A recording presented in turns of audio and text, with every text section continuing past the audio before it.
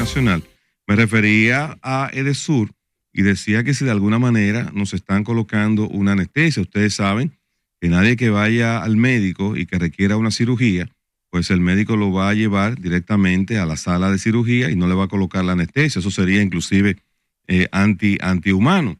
Hemos visto algo un poco inusual. Resulta que el señor Celso Marrancini, que es el presidente del Consejo Unificado de las Sedes, es decir, es una autoridad. El gobierno tiene un gabinete eléctrico que se reúne con cierta periodicidad y el tema de las sedes es un tema que no se ha estado tratando de manera suelta, sino que es parte de una situación de preocupación del gobierno por el tema del déficit eléctrico. De repente, pues, ante los medios de comunicación, teniendo él otros canales, pues él ha hecho una acusación que reviste importantes niveles de gravedad, porque él ha hablado allí de irregularidades en las compras. Irregularidades en las compras de transformadores por parte de Milton Morrison, que era el administrador de esa EDE. Y de la forma como se ha planteado, pues es para que usted se imagine o lo interprete como usted quiera. Cuando se habla de que se están comprando en China una cantidad importante de transformadores y que ya se ha avanzado un 20% del dinero para la misma y que la entidad que está haciendo la compra no se aseguró de ir a supervisar qué era lo que estaba comprando, imagínese entonces usted si fuera una persona de manera particular que tiene que hacer la compra de un vehículo, tiene que hacer la compra de una casa, que usted la compre a ojos cerrados sin ir primero a verla, sin evaluar qué es lo que le están ofreciendo y ya usted así hace el compromiso y manda el 20%. Si los hechos ocurrieron como lo ha descrito el señor Marrancini ante los medios de comunicación mediante un comunicado. No fue una declaración en un pasillo, sino que se emitió una nota con esa consideración. Yo no sé si ustedes tendrán la buena memoria de recordar hechos que pasaron hace 4 años o hace 3 años quizás, cuando en el 2021 se nos comenzó a hacer la historia, el relato de los actos de corrupción, sean estos ciertos o no, que habían pasado en la gestión del gobierno del PLD, específicamente los últimos 8 años del expresidente Danilo Medina. De manera constante, uno veía a la directora de ética, veía al director de presupuesto, veía al contralor de la República, veía a muchos funcionarios, al de contrataciones públicas, decir que la culpa de lo que pasó en esa gestión de gobierno del expresidente Danilo Medina la tenían los órganos de control del gobierno de entonces, porque no fiscalizaban, porque no revisaban, porque no estaban pendientes. Entonces ahora se da esta situación de esta denuncia que formula Celso Marrancini y yo creo que si uno tiene que ser coherente y tiene que ser sensato, habría que preguntarse entonces ahora en dónde estaban esos órganos de control de este gobierno que permitieron que en Edesur ocurriera lo que ha denunciado el señor Celso Marrancini. Porque usted revisa la prensa y se da cuenta, por ejemplo, que en cuanto a la dirección de ética le dio una calificación de 100% a la administración de Milton Morrison.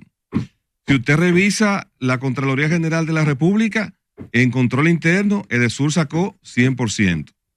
Y si usted revisa la prensa, se va a dar cuenta de que se firmó un acuerdo o un acercamiento entre la Dirección de Compras y Contrataciones y Edesur con la finalidad de transparentar y eficientizar los procesos de compras de esa institución. ¿Qué pasó ahí? ¿Qué pasó ahí que una institución del gobierno con tan alta valoración en los órganos de control y con una fiscalización como nunca antes en la historia se había producido en la República Dominicana, hoy surge una denuncia de que ahí en esa entidad hay irregularidades? O aquello que se decía era un cuento de camino o era mentira y no se podía tampoco impedir lo que se denunció, o tampoco ahora se puede impedir. O si aquellos eran cómplices, entonces ahora habría que decir que los órganos de control del gobierno también son cómplices que han permitido que en una institución como esa haya ocurrido una irregularidad. Pero recordemos también que aquí se tomaron como referencia denuncias de medios de comunicación de actos de corrupción, con lo cual eso se llevó ante el Ministerio Público y fue lo que dio pie pues a la presentación y la creación de varios expedientes que terminaron con la persecución de funcionarios de la gestión pasada. ¿Qué va a pasar con esta denuncia? ¿Se va a quedar simplemente una denuncia para los medios de comunicación? ¿No va a llegar, esto no va a llegar hasta el Ministerio Público? ¿El Ministerio Público no le va a entusiasmar, no le va a iniciar una investigación para saber hasta dónde pudieron haber llegado la magnitud de esas irregularidades? Son simples preguntas que uno espera que al pasar de los días podamos tener respuesta, porque la historia no puede ser de un color o de una manera cuando le toca a los otros, pero cuando le toca al propio, cuando le toca a quien le llegó su momento, entonces no puede ser de otra manera. Tenemos que ser coherentes y hay que mantener esa coherencia. Yo pienso que dentro de toda esta cortina de humo que se ha estado articulando con eso, lo que hay detrás y lo que subyace es que en cualquier momento nos vamos a enterar, nos vamos a dar cuenta. Primero, que los apagones que se están produciendo, al margen de que pueda haber 1 o 2 casos que pudieran ser de averías, apagones muy selectivos. Por ejemplo, miren, ayer había una sección del Parlacén en el Senado de la República, un apagón de 20 minutos. Hay sectores, como el caso de San Cristóbal, que han tenido 48 horas de apagones. Y así también está ocurriendo en el sur, en la provincia de Barahona, en diferentes puntos. Y también está ocurriendo en lugares donde es EDESUR quien tiene más incidencia. Y cuando Milton Morrison estaba al frente de esa institución, y aquí yo no estoy defendiendo al señor Milton Morrison, no tengo por qué hacerlo, por lo menos los apagones se podían producir por una avería y uno sabía porque inmediatamente lo informaba y se veía a las brigadas actuando. Pero ahora estos apagones selectivos pudieran tener el propósito de crear un malestar en la población que se levante a protestar para entonces eso abonar la eventual justificación que me parece a mí que es lo que hay detrás de todo esto. EDESUR, sin dudas, ha sido una de las sedes que, a pesar de lo que pasó con el incremento de proporcionado de la nómina durante ya la parte final de la gestión de Milton Morrison, antes de eso, era una de las sedes que menor nivel de pérdidas estaba presentando. Porque es, y así hay que decirlo, es una de las sedes también que tiene los principales clientes del país, porque en el sur y el Distrito Nacional es que están la mayoría de las grandes empresas del país y están también los sectores de clase media y clase alta que no tienen problema en pagar su luz, no importa que la tarifa le llegue como le llegue. Entonces, al ser una de las sedes más rentables que tiene el sistema, pues hay que crear un estado de ánimo en la población, en la opinión pública, que si ahorita el gobierno decide, que probablemente ese sea uno de los planes, hacer la privatización total bajo la justificación de que había ineficiencia en la gestión pasada, bajo la excusa de que los apagones incomodan a la población, y entonces si se tomara esa decisión, pues la gente va a salir a aplaudirla, porque la gente padece el problema, pero no se da cuenta que hay muchos problemas que son creados, y eso es parte de las estrategias que Pedro Baño pues nos habla. Se crean problemas cuyas soluciones se tienen a la mano para que después sea la propia gente que diga cuál es la solución y cuando se aplique entonces no haya protesta. Y yo pienso que de eso que se trata. Nos están llevando a un estado de ánimo que cuando el gobierno anuncia ahorita que por un tema de eficiencia, por un tema de que los políticos lamentablemente son depredadores de los recursos del Estado, hay que privatizar. Y ya ahí entonces se comienza a repartir el pastelito como esto posiblemente ha sido definido como estrategia para poder enfrentar el llamado déficit energético. Yo le digo una cosa, yo no he pasado un día sin pagar la luz. Y cuando se me ha pasado un día, tengo que salir corriendo porque me la cortan. Entonces yo no entiendo cómo es posible que, a pesar de que las tarifas están sumamente caras, a pesar de que yo no he aumentado el consumo, a pesar de todo eso, pues la factura a mí me ha subido un 30, un 40%. Y no vale que uno reclame y uno haga nada. Y así como en mi caso, está la mayoría de la población. Sin embargo, el gobierno siempre dice que hay déficit, que hay dificultad, que hay un hoyo eléctrico, pero yo nunca he participado de ese hoyo eléctrico. Sin embargo, tengo que pagar mi tarifa como si nada, pero al final de cuentas, la solución sigue siendo que uno es el que va sacrificado, uno es el que va forzado.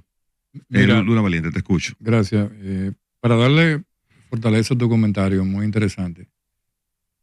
Yo como analista, como consultor, veo una gran inconsistencia en el planteamiento de don Celso por lo siguiente. Él es presidente del Consejo Unificado de las Sedes, ¿verdad? Sí, así es. Ahí está EDESUR, EDENORTE y EDEESTE. Pero es inconcebible que dentro del punto de vista financiero y administrativo, el presidente del consejo esté acusando situaciones anormales en una de las empresas en donde él tiene que tener injerencia de auditor y de control. Entonces, los niveles, la partida más importante de las empresas EDES es el tema presupuestario. Entonces, ¿tenían libertad o el Consejo Unificado controlaba todos los niveles de compra y conocía anteriormente los requerimientos que había en cada una de las sedes? Porque es muy bueno decir, para acusar a cualquier funcionario, no, pero eso era de sur, eso era de este, eso era de norte. Entonces, ¿qué sentido tiene entonces ser el Consejo Unificado de las empresas de electricidad? Cuando eso funciona como si fuera un consejo de administración al cual tú tienes que dar una serie de cuentas. Sí, exacto. Entonces, lo otro es también, para cerrar con ese tema, porque ya se me agotó prácticamente el tiempo. No, pero tomas otro tiempo. Decir lo siguiente, miren, él llegó, don Celso llegó a esa posición, ya tiene 8 meses en el Consejo Unificado, comenzó ahí en enero. Entonces, ¿por qué esperar que saliera Milton Morrison de la institución para entonces hacer pública esta denuncia? Eso es algo que tampoco yo lo entiendo, porque se supone que esto no ocurrió esta mañana, esto no ocurrió ayer. Esto que él está denunciando es un tema que ya tiene un tiempecito y apenas hace quizás menos de 2 meses que fue removido un mes de la posición Milton Morrison. Entonces, eso a mí de verdad lo único que me lleva a pensar es que es una anestesia. Te escucho, Jesulín. Decía un amigo, crear dificultades para conseguir facilidades. Tiene mucha lógica partiendo de un criterio primordial que ha permanecido en esta gestión de gobierno, que es como esa vocación de privatizar. De pronto tienes mucha razón de que aquí se puede estar induciendo un caos administrativo para facilitar ante la sociedad que se pueda hacer otra cosa. Porque no creo que sea político, porque Marrancini no es político y este muchacho Morrison no es sombra para él. Porque si son aliados, si están en un mismo gobierno, ¿por qué públicamente tú tienes que airear temas como que la gente no esté esperando que tú lo digas? Y el otro día tú tocabas un tema del Pozo cuando decías que las crisis políticas que vendrán para el PRM será de su mismo cuerpo. Bueno.